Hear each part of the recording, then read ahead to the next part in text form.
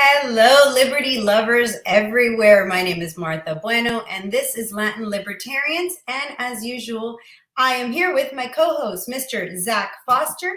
And today is October 20th, Wednesday, October 20th. And we're coming to you at a different time today because, well, I'm elected to community council position and my meeting starts in a little bit. So bear with us tonight. We have lives, real people. But hi, Zach. It's great to see you. I didn't see you last week because, well, we didn't do the show last week. We had some adulting to do last week, and we're still not done with the adulting. We both have some adulting that we got to do later tonight, which is why we're doing the show at weird hours. But that's okay because I don't know about you, Martha, but I've been on total vampire hours for like the last 2 days. So, woot woot. Yeah, I don't do vampire hours because, kids still have to go to school at a certain time. But we've been traveling quite a bit. At least I've been traveling quite a bit. So I guess that counts a little bit as vampire hours. I mean, since Where we've you've been been traveling live the quite a last bit. time, I've gone to two different conventions or things or libertarian events. So, we have been doing some stuff. And that was Free or Future Fest in Tennessee from Students for Liberty. And then recently, ta-da, the Tom Woods 2000th episode, which was really cool. Nice. You have gone to two events for which I am very jealous of you. Who was at Future Freedom Fest? Oh, well, all sorts of people. You're really going to make me do this on the spot, huh? So Jo Jorgensen was there, which, very partial to her since we worked on her campaign. People like Gloria Alvarez was there. Huh? Ooh, Gloria Alvarez was there. Yep. All right. So we got Joe Jorgensen. We got Gloria Alvarez. Both of them are members of our gang. Of our gang. We also had Esteban Hernandez. If people here know a little something, I'm on their show every now and then. It's a Hispanic Venezuelan show, and Esteban is very, very, very friendly to libertarians. He's a libertarian, so he's local, and I love him. Actually, got to fly on the airplane up to Tennessee with him, and on the way back, which was pretty cool. You got to fly to Tennessee with Esteban from TV? Yeah. It was Wow. great. We talked the whole time. I'm sure we annoyed all the people on the airplane behind us, around us. Good times. Well, I know you guys did invite me and I did have to turn you down. However, I'm just gonna be jealous of you anyway. Yeah. Yeah, that just it makes sense in the back of my head somehow.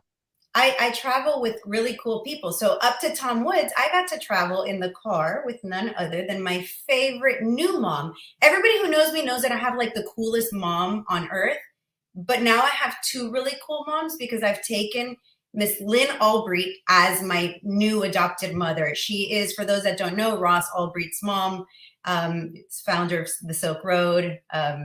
Ross is unfortunately serving 2 life sentences plus 40 years. That is until we manage to get him out of jail. I don't know. We're going to have to break him out. We're going to have to do something because it's so unfair that he's there. But anyways, until Yep, then, I've we're going taken to have Ross's to mom break as him my. out using the political process and the Kardashians and every legal peaceful resource that will be less upsetting to the U.S. Marshals watching this program right now. Come on, we don't have any U.S. Marshals watching our stuff. This is too libertarian. No. Actually, yeah, I wouldn't be so sure. I wouldn't be so sure. Well, I'm gonna say just a little bit about this because this is a topic we're gonna go into more next week. But I was finding some articles by Murray Rothbard in which they caught the feds spying on American libertarian groups, and this is late 1960s, early 1970s.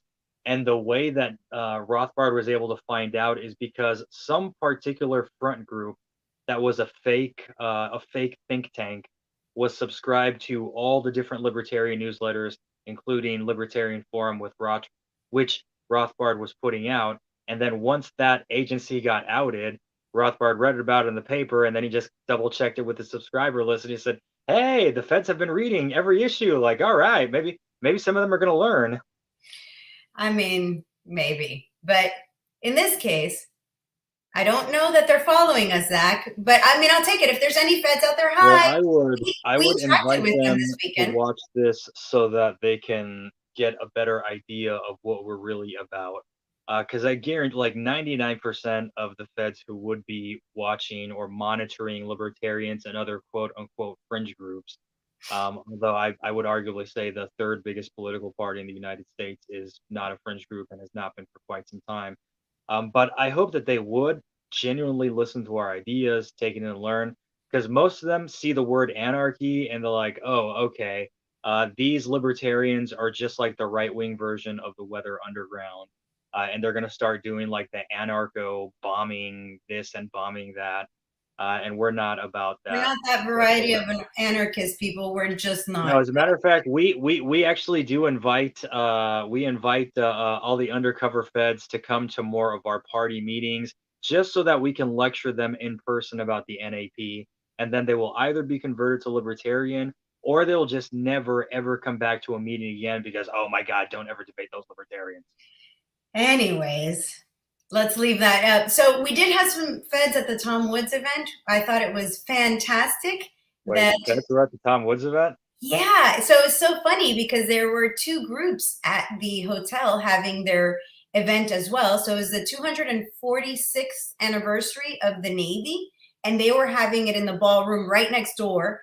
They actually had a fantastic spread, but in order to get to Tom Woods, you had to walk through this Navy gala, and everybody's wearing like these great dresses. I mean, some good looking people in that crowd. I'm not going to lie. There was some fantastic, and they were, men were dressed in their best uniforms. It was pretty awesome to watch. And That's then pretty there was, funny just to think of an entire room full of sailors in their service, their formal service uniforms, and then there's like 1,000 Charlie Browns all wearing black and yellow. come on, Zach. We're a good looking crowd too. So there was two good looking crowds just hanging out We side by are a side. good-looking crowd. That's why Wiz Khalifa basically expropriated the libertarian colors for that amazing song of his, which I mean, people we think are a it's good looking crowd. about So them, but no, we it's got about us. to we got to walk through these Navy men, wearing their gala uniform. Honestly, that event looked really nice. So I'm not going to complain there. I thought we might have some issues, but no, we didn't have any. And then there was a DEA convention at the same hotel. That one, I Oh, thought might have man. been a cause for a problem. That sounds like an uncomfortable situation. I don't think we had any issues. To be honest, I did not hear of anybody having any real issues, except for one guy who got really drunk and then he bombed Michael Malice at the very end. He kind of got a little belligerent and started yelling at him. He was dragged off stage. But other than that, but he was a libertarian. He was not a Fed.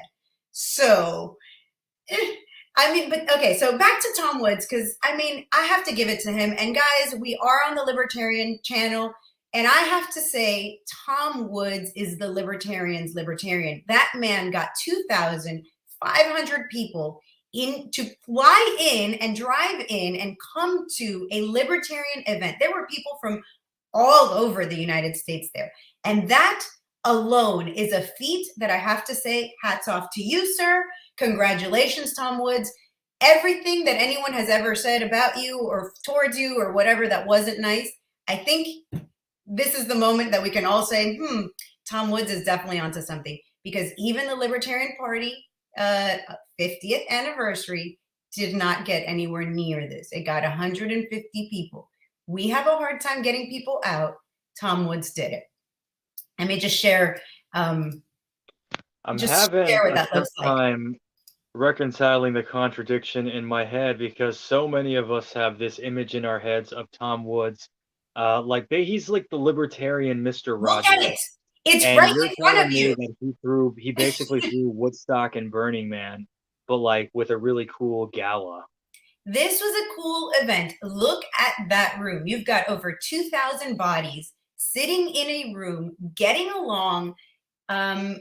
Very few masks in sight, which tells you something about the libertarians. I mean, I don't think we take COVID too seriously. Also, it's Florida. We had like less than 20 cases per 1,000. No, I think we had 3 cases per 100,000 people. So we're doing pretty good here in Florida lately. So anyways, Well, here you go. I do not agree with government mandates, but I also don't agree I with know. their I know. flagship You love, policies. I know Moving on. you hate COVID. I get it. I get it. All right. So that was the Tom Woods event. It was fantastic. Lynn Albrecht my new mom spoke, and I have to say she did a fantastic job. She got a standing ovation coming out onto stage, and then she got another standing ovation leaving the stage. And they played a brief clip of the talk that Ross gave, that was played at Bitcoin 2021. If anyone watching us has not seen that interview, please watch it, because honestly, I don't think most of us think about jail or what it means to be in jail. And this is a great talk. It's less than 30 minutes, and yeah, give it a listen. And then if you haven't signed the petition, please sign the petition. It costs you nothing. It's literally just Yeah, yo, go to signing a petition. change.org. Go to change.org, search Ross Ulbricht. That's Ulbricht, if I am not mistaken. You are correct. Change.org. Just sign it. Just sign it, people. It But takes it's 30 even easier. It's Oh, freeross.org/petition if you want to. And if not, the whole website is dedicated to the case.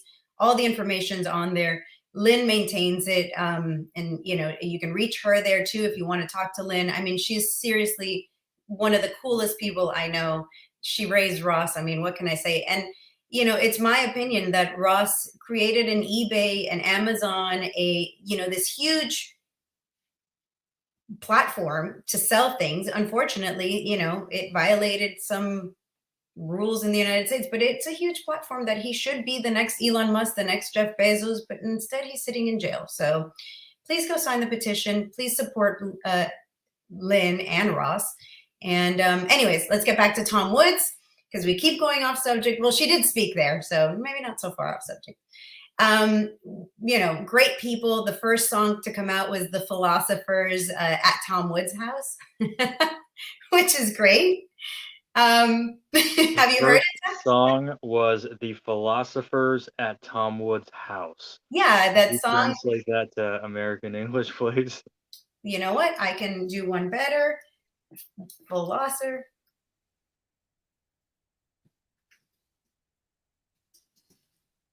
Come on. I will And are find we it for talking you. about philosophers or faux philosophers? Philosopher. Oh, like Getting oh. down, Can you hear this? getting down, getting down, getting down, getting down, getting down, at Now I don't know how to turn it up. Okay, thank you, everybody. Thank you, philosopher, for shattering my wholesome vision of libertarian Mr. Rogers. I can Oh, but the now video's never so great, and unsee. it's No, an we're all getting actual down to Tom Tom Woods Wood's house. house. It was great. Anyways, all Those right. are So some like Missy Elliott-esque beats. Good she's for you, philosopher. yeah, she's awesome.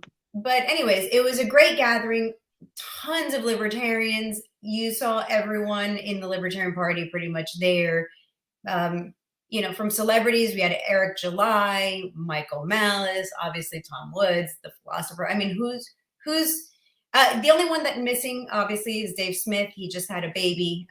So Ooh, we're backwards there to play some of their rock.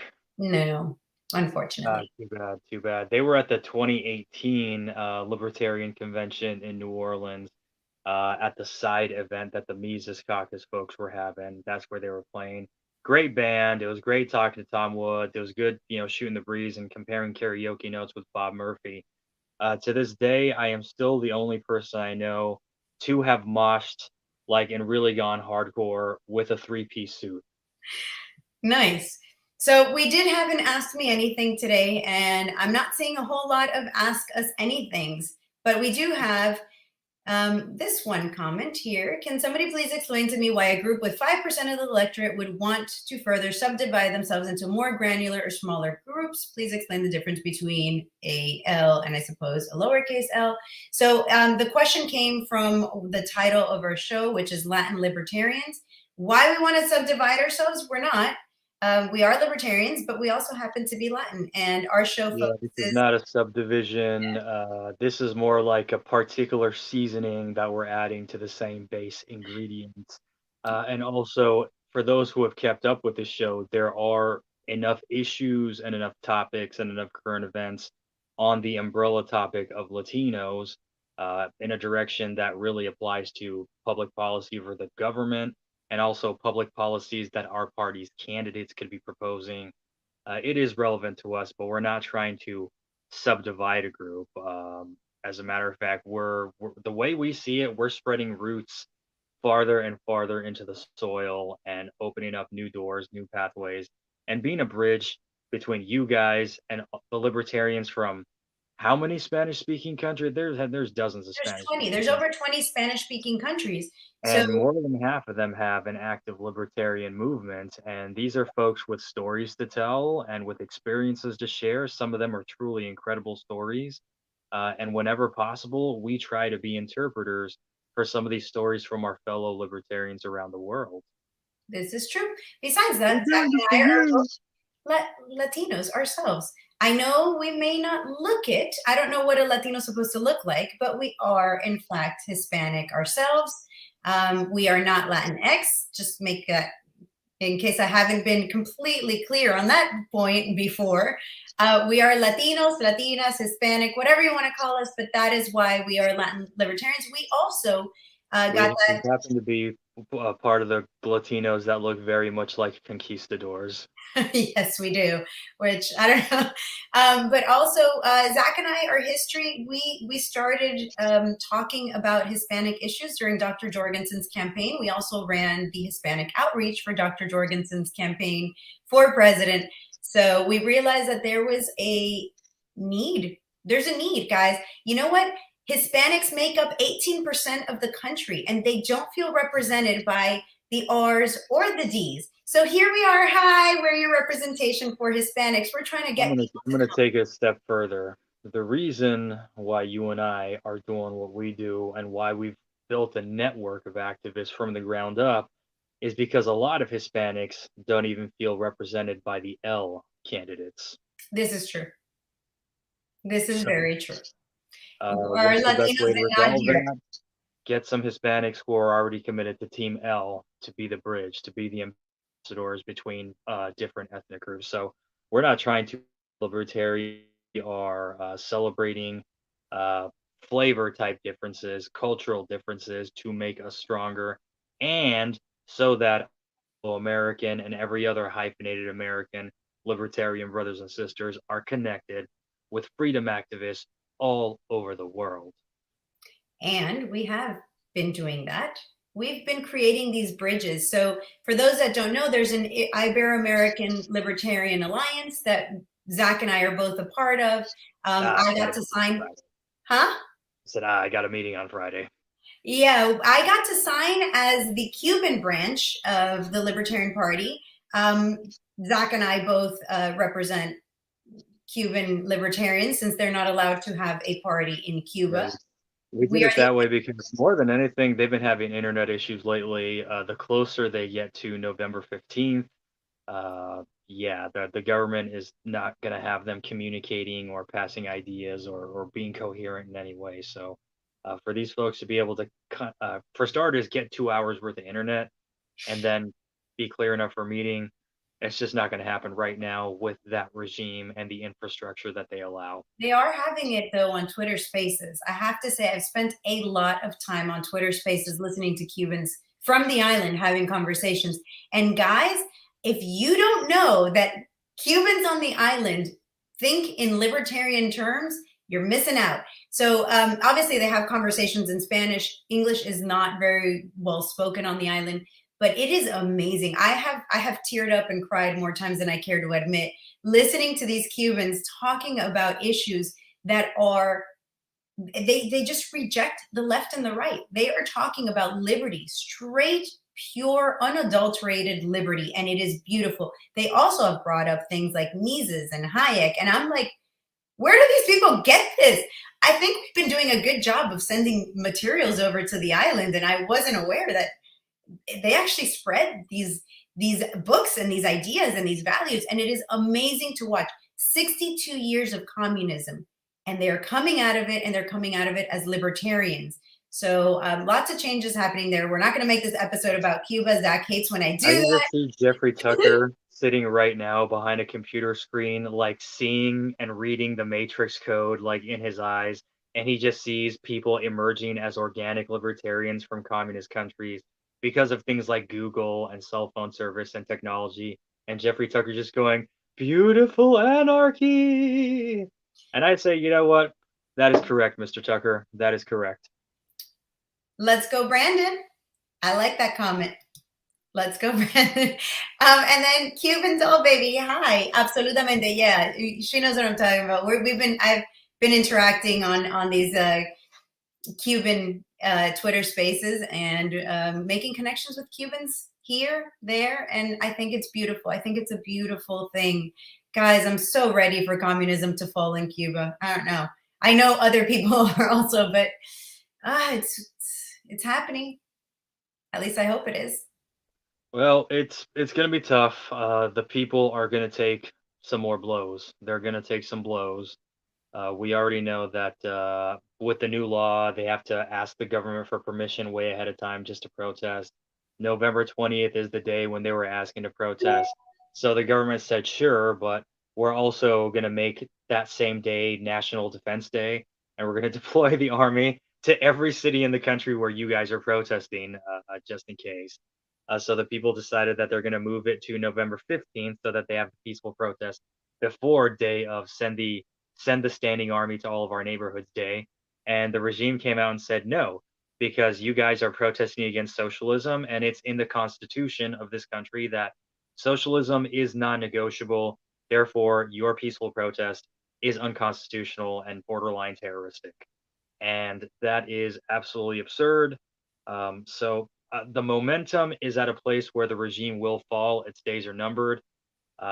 With Raul Castro, I suspect he's gone.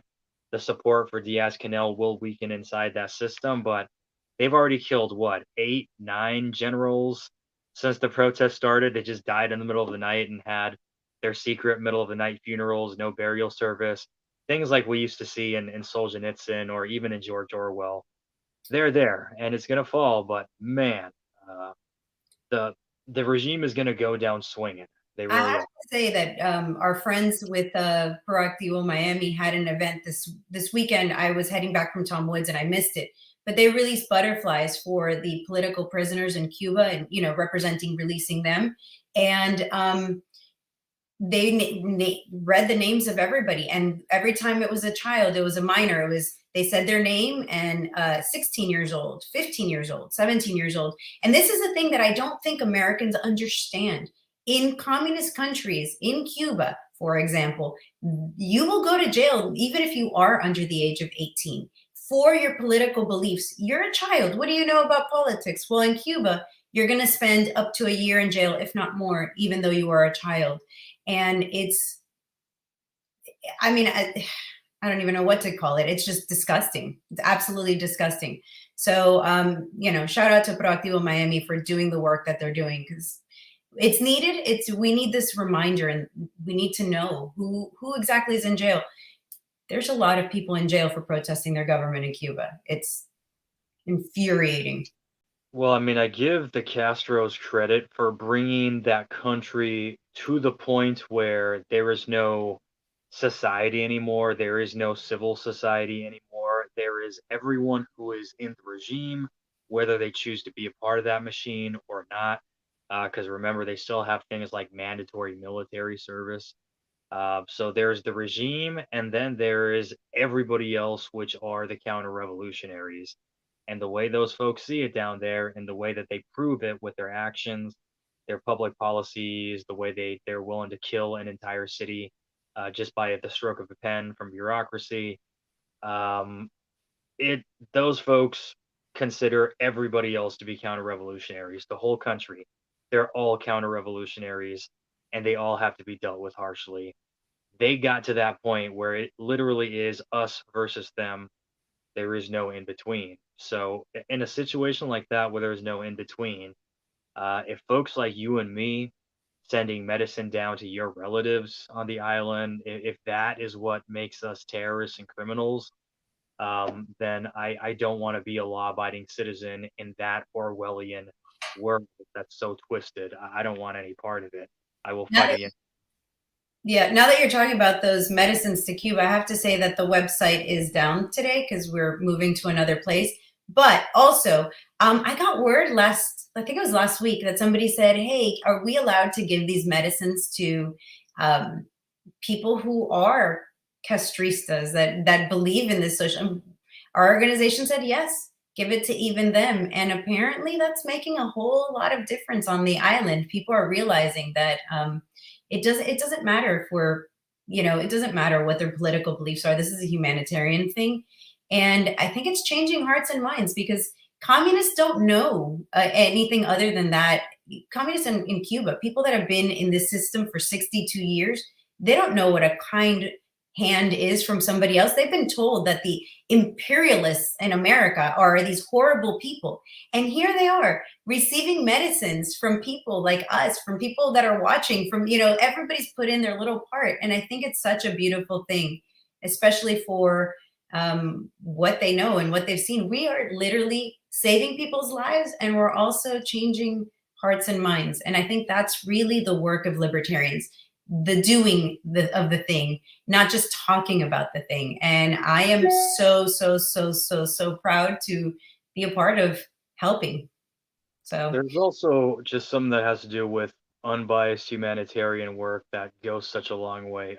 For example, of all the Cuban Americans and Cuban immigrants that you've spoken to in your travels around Miami-Dade County, just in the last couple of months, I'm willing to bet the majority of the Cubans have historically voted Republican that you've talked to. I mean, this is South Florida, but of all the ones who still identify as Republicans or Trump supporters, the ones that see you doing this stuff, how many of them want to vote for you after they talk to you personally?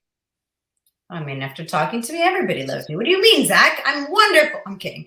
I And don't that's because they see the know. work that you're doing and that you're not excluding people based on political labels in this country or in that country.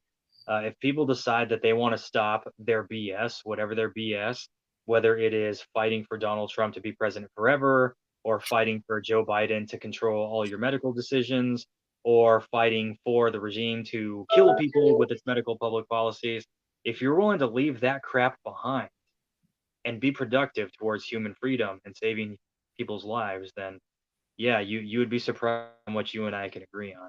We have a question though. I personally think that this whole idea of racism, patriarchy, inclusion, and all that is not something that most people are thinking about. What are your thoughts on that? I agree totally. I think racism and all those things that you just described usually come from the government. And when you think about things like segregation, it was the government that did those things. I think, of course, sometimes we do have those feelings of um, some people just don't like people that are different than them. I mean, I know that, I don't know about you, Zach, because you look very American, but I've had moments where I've been speaking Spanish in a place that's primarily English speaking, and I know that people get upset about it. So I think that there is, some people just don't like different people, but it's really when it's government related that you have that feeling. And I don't know if that's something you share.